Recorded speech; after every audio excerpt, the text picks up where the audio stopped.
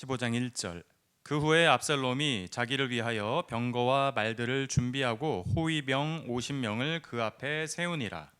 압살롬이 일찍이 일어나 성문길 곁에 서서 어떤 사람이든지 송사가 있어 왕에게 재판을 청하러 올 때에 그 사람을 불러 이르되 너는 어느 성읍 사람이냐 하니 그 사람의 대답이 종은 이스라엘 아무 지파에 속하였나이다 하면 압살롬이 그에게 이르기를 보라 내 일이 옳고 바르다마는 내 송사를 들을 사람을 왕께서 세우지 아니하셨다 하고 또 압살롬이 이르기를 내가 이 땅에서 재판관이 되고 누구든지 송사나 재판할 일이 있어 내게로 오는 자에게 내가 정의를 베풀기를 원하노라 하고 사람이 가까이 와서 그에게 절하려 하면 압살롬이 손을 펴서 그 사람을 붙들고 그에게 입을 맞추니 이스라엘 무리 중에 왕께 재판을 청하러 오는 자들마다 압살롬의 행함이 이와 같아서 이스라엘 사람의 마음을 압살롬이 훔치니라.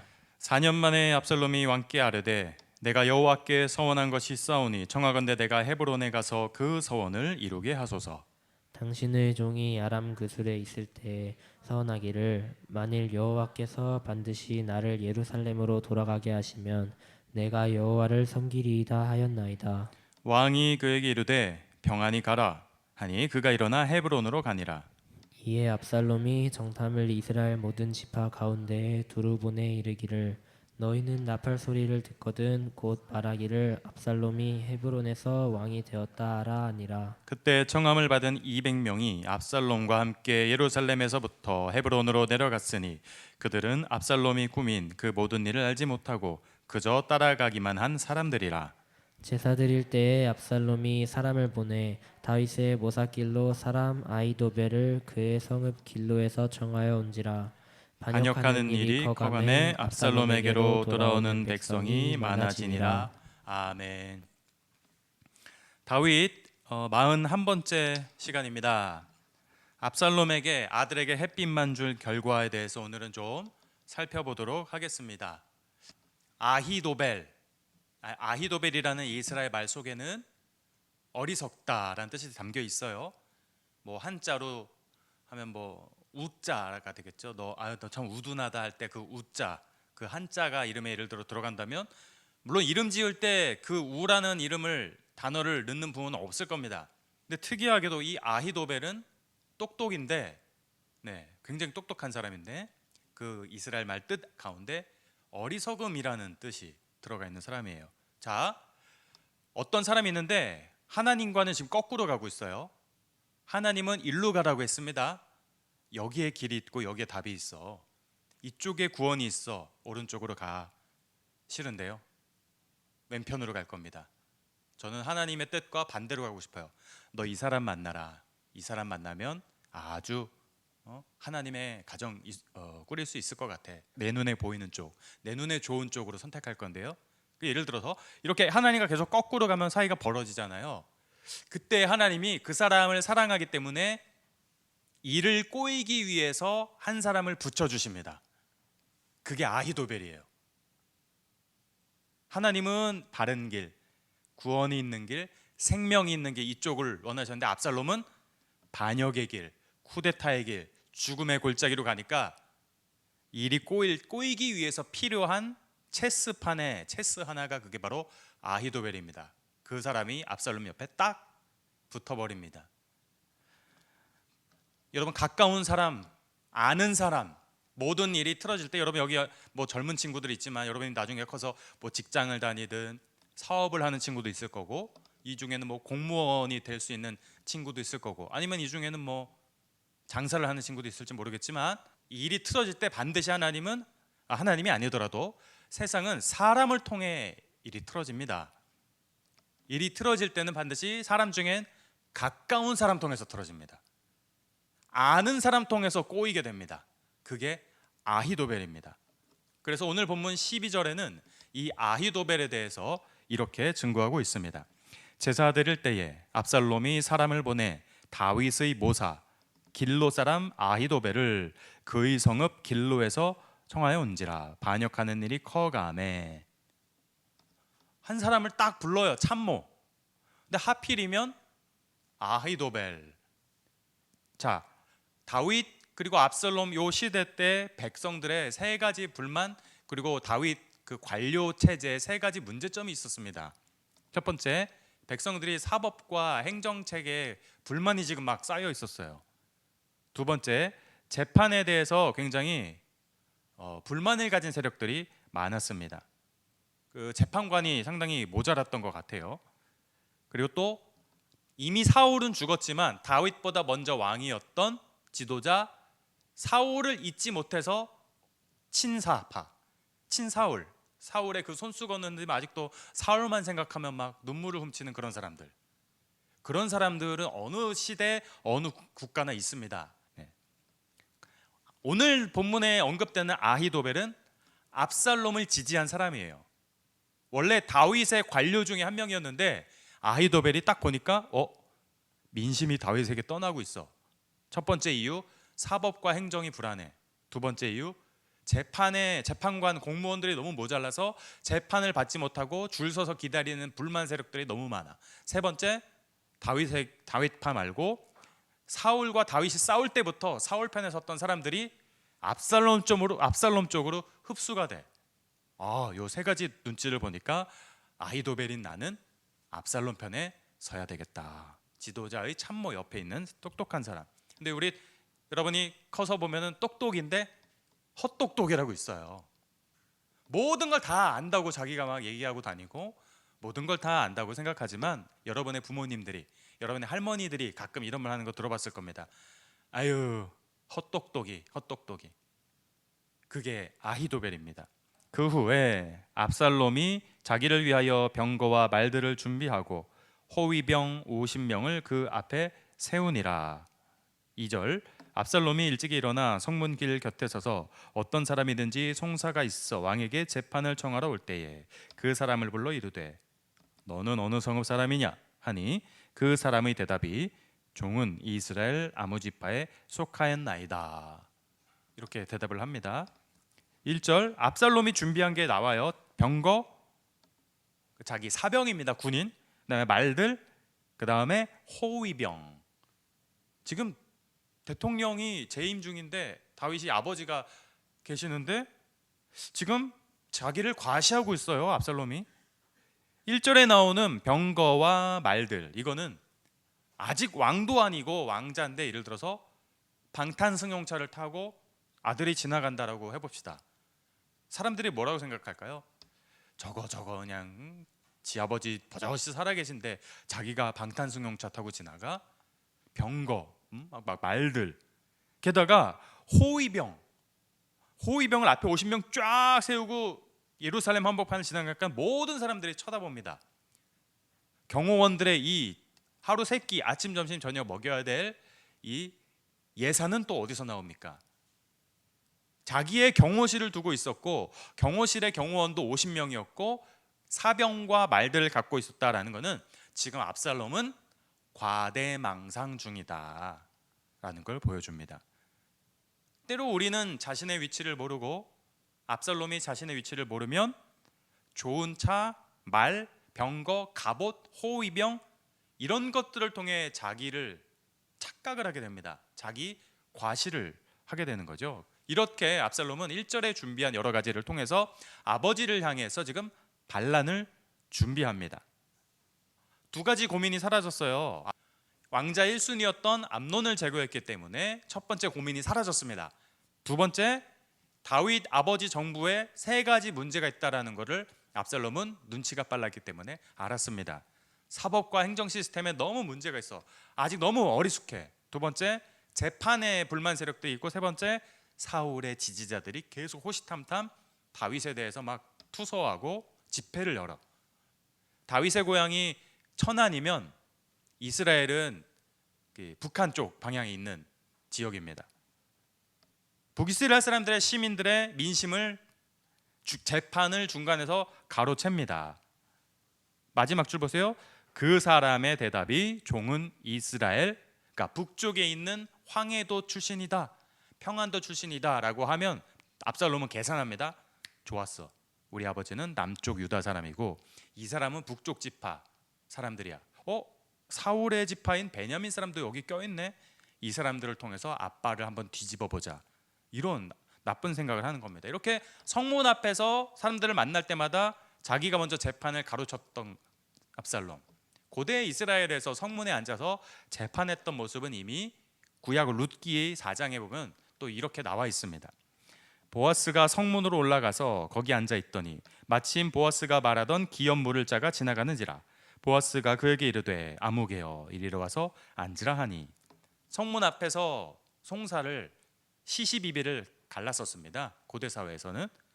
압살롬도 마찬가지로 오늘 예루살렘 성문 입구에서 송사 문제, 백성들의 시시비비를 자기가 하나님도 아니면서 재판관도 아니면서 자기가 지금 가로채고 있는 거예요. 3절을 봅니다. 같이 읽어보죠. 시작. 압살롬이 그에게 이르기를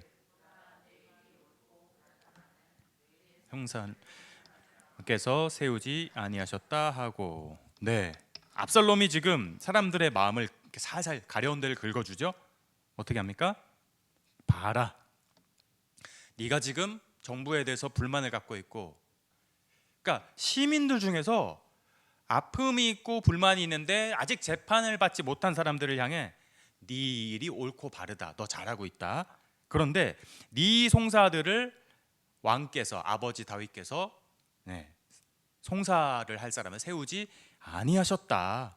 아마 당시에 유다 사회의 공무원, 재판관 이런 사람들이 좀 부족했던 것 같습니다. 인력이. 다윗은 이렇게 좀 그 나라를 다스린 지 얼마 안 됐기 때문에 중앙 집권적으로 하고 싶었지만 아직 좀 어리숙한 부분이 많이 있었고, 중앙에 너무나 많은 권력이 몰려 있다 보니까 재판, 송사를 할 대리자를 세울 수 없었습니다. 근데 압살롬이 자기 아버지가 정치 경영하는 걸 이렇게 지켜보니까 나는 지방 분권을 해야 되겠는데, 그러면서 중앙에서 신경 못 쓰던 부분, 저기 남쪽, 동쪽, 서쪽까지 막 손을 뻗으면서 자기가 마치 지방분권으로 힘을 나누어 주면서 거기서 알아서 재판할 수 있게 해줄게. 그러면 민심은 야, 다윗 때는 내 순서를 일주일 기다려도 오지 않았던 게 압살롬은 성문 앞에서 바로 처리를 해주네. 이렇게 송사나 재판할 일이 있을 때 사람들은 압살롬에게 기대기 시작합니다. 당시에 압살롬의 굉장히 이스라엘 사회에서는 혁신적인 행정 시스템이었어요. 당시에 북쪽과 남쪽의 이스라엘과 유다의 정서가 달랐기 때문에 압살롬은 이거를 지금 역이용하는 겁니다. 그러면서 자기가 막 할 수 없는 일까지 할 수 있는 것처럼 공약을 남발합니다. 5절. 사람이 가까이 와서 그에게 절하려 하면 압살롬이 손을 펴서 그 사람을 붙들고 그에게 입을 맞추니 이스라엘 사람의 마음을 압살롬이 훔치니라. 점점 자기가 다 해결하는 것처럼 교만해지는 겁니다. 불만이 팽배해 있는 시민들의 환심을 지금 사는 거예요. 다윗은 나중에 나라를 통일시키죠. 남북 통일, 이스라엘과 유다를 통일했다는 업적이 있지만 다윗이 또 놓쳤던 부분도 있어요. 이 관료 정치, 공무원 정치의 트러블도 있었고, 다윗이 전쟁을 많이 했기 때문에 세금이 많이 필요했습니다. 그런데 세금 거둘 때 좋아하는 시민들은 한 명도 없습니다. 이런 상황에서 압살롬은 점점 백성들에게 사랑을 받는 상황이 되는 거죠. 압살롬이 훔치니라라고 할 때 이 훔치다라는 단어, 마치 우리 창세기 3장에 보면 뱀이 아담과 하와 사이를 이간질했던 것처럼, 하나님과 인간 사이를 사탄이 이간질했던 것처럼 훔치니라라는 단어에서 그 사단적인 이간질의 모습을 우리는 엿볼 수 있습니다. 7절. 4년 만에 압살롬이 왕께 아뢰되 내가 여호와께 서원한 것이 있사오니 청하건대 내가 헤브론에 가서 그 서원을 이루게 하소서. 와, 아주 거짓말도 어떻게 눈 하나 깜빡 안 하고 그런 사람이었던 것 같아요. 막 거짓말하면 심장이 쿵쾅대고 얼굴이 빨개지는 사람이 있는 반면에 아주 얼굴 낯빛 하나 안 변해, 거짓말하는데. 4년 만에 압살롬이 아버지한테 말합니다. 거짓말이에요. 여기부터가 아빠, 내가 여호와께 서원한 것이 있사오니 청하건대 내가 헤브론에 가서, 헤브론이 어디죠? 아빠가 왕이 된 지역, 아빠가 왕으로 이렇게 기름 부음 받은 지역이 헤브론입니다. 거기 가서 내가 하나님 서원을 이루게 하소서. 거짓말입니다. 아빠가 왕으로 기름 부음 받은 지역에 가서 자기가 왕 되려고 지금 가는데 그 핑계를 뭐라고 됩니까? 아버지, 하나님께 서원한 것이 있습니다. 지킬 수 있게 해주십시오. 얼굴 낯빛 하나 안 변하고 거짓말을 합니다. 다윗이 그냥 보내줘요. 8절, 서원하기를 만일 여호와께서 반드시 나를 예루살렘으로 돌아가게 하시면 내가 여호와를 섬기리이다 하였나이다. 그러니까 9절에 다윗이 그에게 이르되 평안히 가라 하니 그가 일어나 헤브론으로 가니라. 평안히 가라 하면 안 되죠. 여기서 아들을 보내는 순간 다윗은 끝입니다. 아니 그동안 계속 경험했잖아요. 다윗은 우리아를 보냈더니 죽어 돌아와, 드고와 여인 말 들어서 보냈더니 민심 다 떠나, 드고와 여인이 요압이 보리밭 때문에 압살롬을 데려오겠다라고 다윗에게 부탁하니까 그렇게 해라. 그러니까 압살롬을 예루살렘으로 들어오게 해. 이렇게 계속 일을 어긋나게 만들어 놓고 이번에도 자기 목이 달아나는 줄도 모르고 다윗은 평안히 가라. 왜 그런 거죠? 이 아버지 세심하게 봐야 됩니다. 아들이 어떻게 지금 일을 꾸미고 있는지, 자녀가 어떻게 어긋나고 있는지, 잘못된 길로 가고 있는지 세심하게 봐야 되는데 여전히 다윗은 회피. 그래서 압살롬은 헤브론으로 갑니다. 10절, 이에 압살롬이 정탐을 이스라엘 모든 지파 가운데 두루 보내 이르기를 너희는 나팔 소리를 듣거든 곧 말하기를 압살롬이 헤브론에서 왕이 되었다라 하니라. 자, 이제 작정했습니다. 거짓말 탄로 났죠. 하나님께 서원은 무슨 서원입니까? 헤브론에서 자기 나팔 소리를 듣거든. 이게 나팔은 시그널입니다. 순양 뿔을 깎아서 만든 그 나팔을 뿌 불면 그 헤브론의 전 지역에 있었던 나팔 소리를 들은 압살롬, 친 압살롬의 시민들과 군인들, 또 재판관에서 내가 한 자리 얻을 수 있겠지라고 생각했던 그런 사람들은 전부 집결합니다. 이렇게 다윗이 7년 6개월 다스렸던, 아버지가 왕이 됐던 아버지의 정치적 고향인 헤브론에서 압살롬이 판을 뒤집어 버립니다. 그 헤브론 사람들이 어떻게 쉽게 이렇게 아버지로부터 마음이 압살롬에게 기울일 수 있었을까요? 제가 비유를 한번 해볼게요. 지금 대한민국의 서울은 수도는 서울입니다.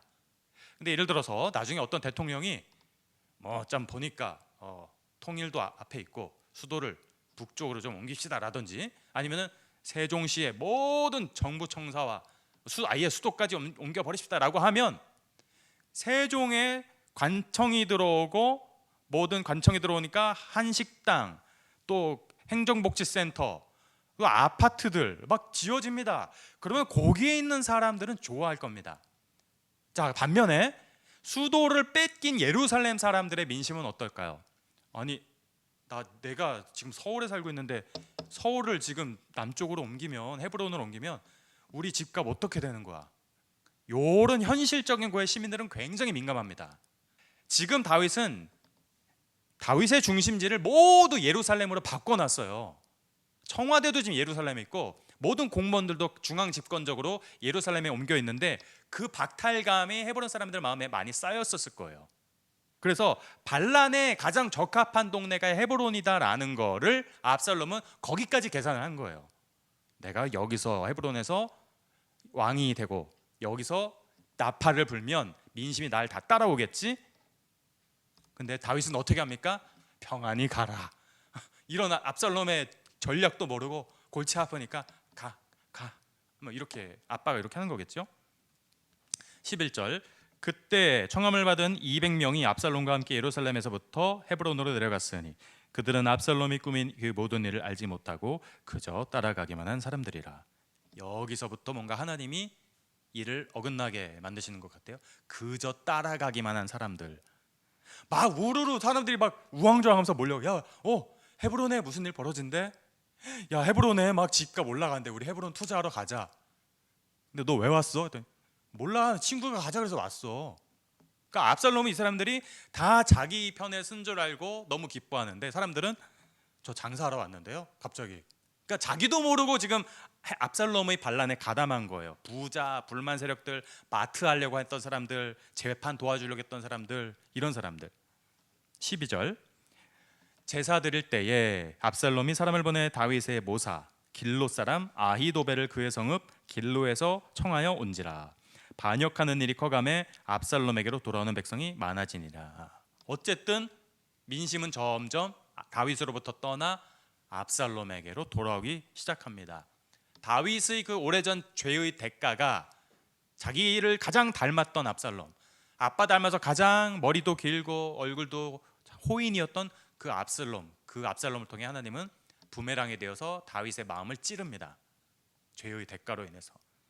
민심 보세요. 백성이 많아지니라. 여기 옆에 중심에 참모 누가 있나요? 아히도벨. 어리석은 사람 아히도벨.